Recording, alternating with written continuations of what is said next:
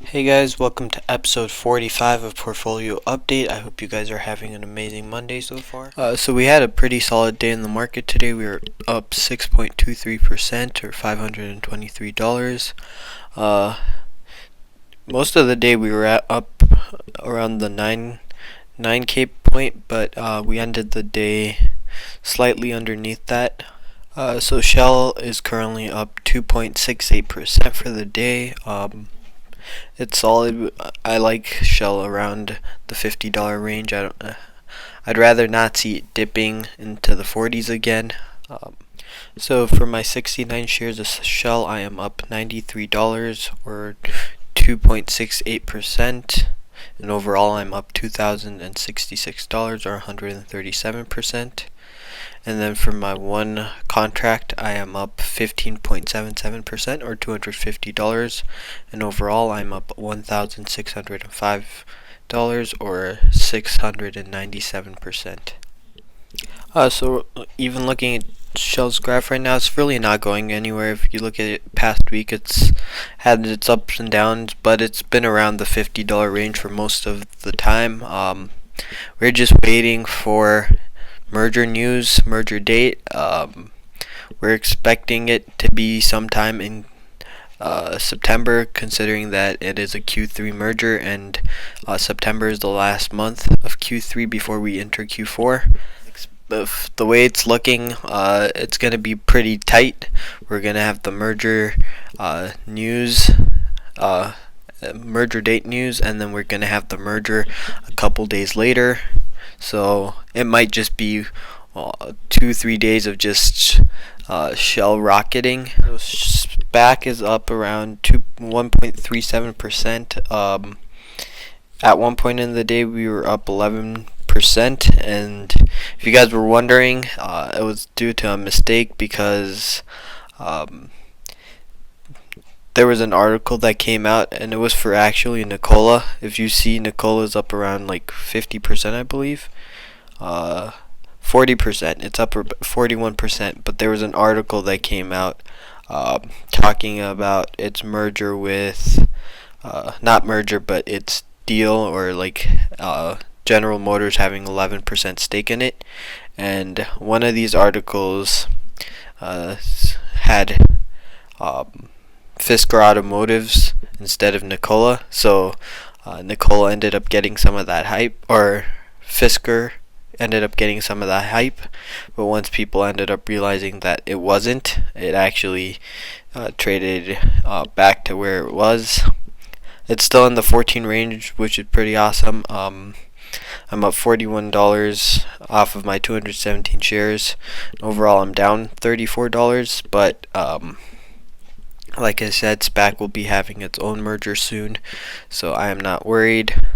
I think the person who wrote the article had a Freudian slip. They were thinking about SPAQ. They probably have some SPAQ shares of their own, and they're excited about SPAQ, so they slipped a little. So Workhorse is up around 7-ish%. Pretty solid day. It was up to 20% at one point, but it could not hold that, so it traded back down to 21. So for my one contract on Workhorse, I am up 37% today, and overall I'm up 93% or $155. So between Workhorse, Shell, and SPAQ, my portfolio is really doing great. Unlike the rest of the market, I know the rest of the market is doing horribly. The SPY is down a lot. If we look at Tesla, it's hard to believe, but Tesla is down almost 25%, or right now it's down 24%, and for the past week it's down 33%.